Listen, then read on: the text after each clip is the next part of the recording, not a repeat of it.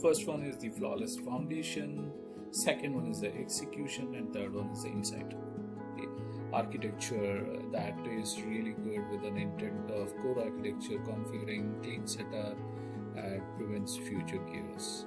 The second one being right size your setup, meaning your system, and the third one is to better offer the speed, which could be and then your data. The data should be governed, it should be accurate, and integrity, which is important, secured. Now, how do you go about your real workflows?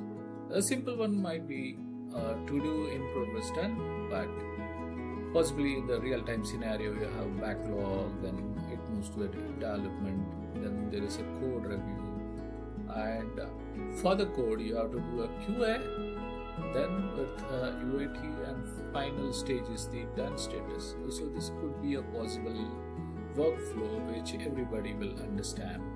Agile teams. One is the engine of Jira section, where you have single source of truth for all the work items, which involves tasks, sprints, and progress, along with the visualizations. However, Confluence will have all the points that could encompass Jira, offering sprint plans, retrospectives, and the technical documentation. Scrum, which is a small Q&A kind of approach, wherein the developers explain what they have done yesterday and what is the work item that they are going to follow today. Retrospective is something where you learn about the weaknesses and convert into a positive print board, where it shows like the WIP limits. Then there are quick filters at the top, where in order to capture only a developer, you want to check what are the items that are there in progress items, or to-do items, and done items. Progress, which is independent, where it can be developed and delivered on its own. Then the part where it is negotiable, or it could turn into a contract which is negotiable, and then estimable, where you can estimate the effort, and it should be small, which is a complete divided concept, which could be having a clear acceptable criteria, or you could say definition of done. Now, using JQL, you might have some questions.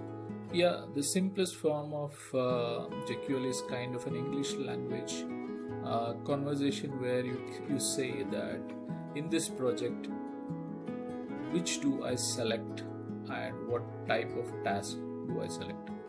Where velocity and health dashboard are the common ones, where you can see what is the progress, what is the time elapsed, and then the work completed, which can be viewed all at one go for a single sprint, so it works. And the cycle time chart, some of these reports do help you down.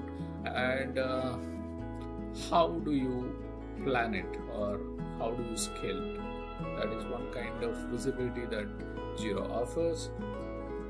Now, automation engine is a kind of the next level process, where you can clone any kind of issue into it. Could also have tasks and then the subtasks within it. Could really help. One is the technical tab, where the refactoring, dependency upgrades, and code cleanup could be the purpose. Spike, where time box research to resolve a technical or explore a solution would be a kind of situation that you could encounter. Then the NF or non-functional requirements, which are not even tracked in any sense, but yes, you can explain using the comments or in the description there. And even a chaotic Jira also reflects a chaotic process, and whatever you do will reflect in Jira with a clean, data-rich, automated Jira will reflect a high-performing team, but it also looks otherwise.